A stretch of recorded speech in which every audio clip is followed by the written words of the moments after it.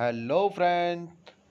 आज हम लेकर आए हैं ल्यूसेंट का सेकंड पार्ट वीडियो, जिसमें हम लगभग 1000 क्वेश्चन सेलेक्ट करने वाले हैं जो अब तक अनेक एग्जामों में कई बार रिपीट हो चुके हैं और जिनके आगे भी रिपीट होने की संभावना है। शुरुआत करते हैं सेकंड वीडियो के फर्स्ट क्वेश्चन के साथ, जिसमें हम कुल टॉप 20 क्वेश्चंस को सेलेक्ट करने वाले हैं। तो पूरा वीडियो को अंत तक ज़रूर देखें। क्वेश्चन नंबर 21 आता है हमारा, गोबर गैस में मुख्य रूप से क्या पाया जाता है। तो गोबर गैस में मुख्य रूप से मीथेन पाया जाता है। प्रश्न नंबर 22 आता है, स्वतंत्रता मेरा जन्मसिद्ध अधिकार है और इसे मैं लेकर रहूँगा, यह किसने कहा था। यह लोकमान्य बाल गंगाधर तिलक जी का नारा है कि स्वतंत्रता मेरा जन्मसिद्ध अधिकार है और इसे मैं लेकर रहूँगा। इसी तरह से अन्य नारे हैं जिनके बारे में एक डिटेल वीडियो बना दिया गया है, आप प्लेलिस्ट में जाकर चेक कर सकते हैं। प्रश्न नंबर 23, राज्यसभा के सदस्यों का चुनाव कितनी अवधि के लिए किया जाता है। तो साथियों, लोकसभा और राज्यसभा दो तरह की संसद हैं, संसद के पार्ट हैं। और जो राज्यसभा है, राज्यसभा का जो चुनाव होता है वो 6 वर्ष के लिए, जबकि लोकसभा का चुनाव कितने वर्षों के लिए होता है कमेंट सेशन में आपको लिख कर बताना होगा।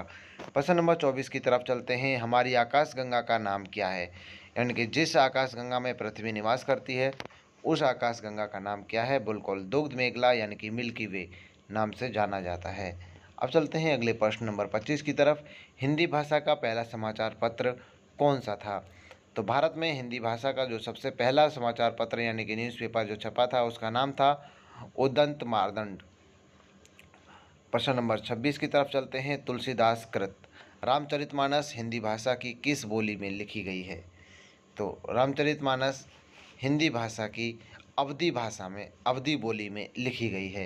यानी कि अगर क्वेश्चन पूछा जाता है कि रामचरितमानस को हिंदी में तो लिखा गया है, लेकिन तुलसीदास जी उस समय कौन सी बोली में लिखे थे, तो अवधी बोली में। हरियाणा के राज्य कवि कौन कहलाते हैं। तो हरियाणा के जो राज्य कवि, स्टेट कवि हैं जो, वह उदय भानु हंस कहलाते हैं। प्रश्न नंबर 28 की तरफ चलते हैं। आधुनिक ओलंपिक खेलों की शुरुआत कब और कहाँ से हुई थी। तो आधुनिक ओलंपिक खेलों की शुरुआत एथेंस यानी कि यूनान में सन 1896 में शुरुआत हुई थी। प्रश्न नंबर 29, भारत में किस खेल में ओलंपिक खेलों में 8 बार पदक जीता है।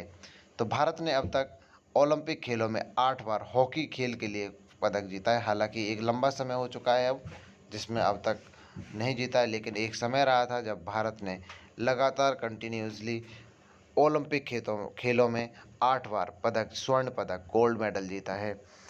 प्रश्न नंबर 30, भारत ने आखिरी बार हॉकी में स्वर्ण पदक कहाँ और कब जीता था।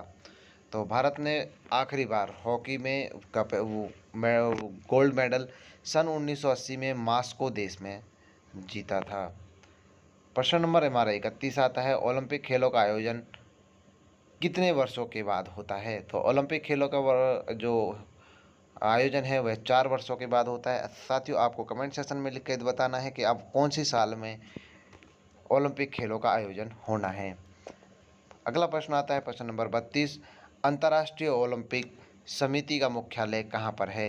तो इंटरनेशनल ओलंपिक समिति का जो हेडक्वार्टर है वह लुसान यानी कि स्विट्जरलैंड के शहर लुसान में अवस्थित है।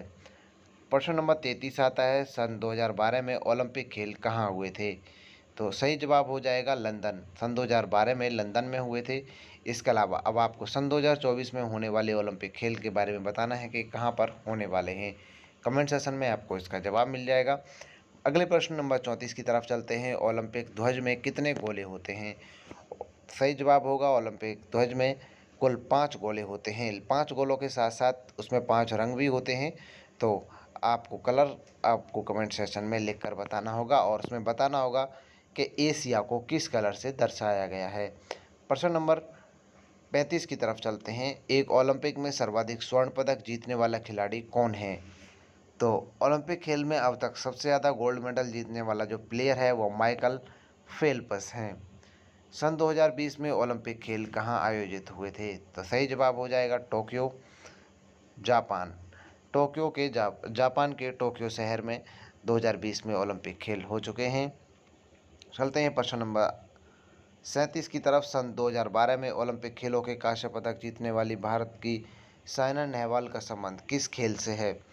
तो सन 2012 में ओलंपिक में कांस्य पदक यानी कि कॉपर मेडल जीतने वाली जो खिलाड़ी रही साइना मेडल, वह बैडमिंटन की खिलाड़ी हैं।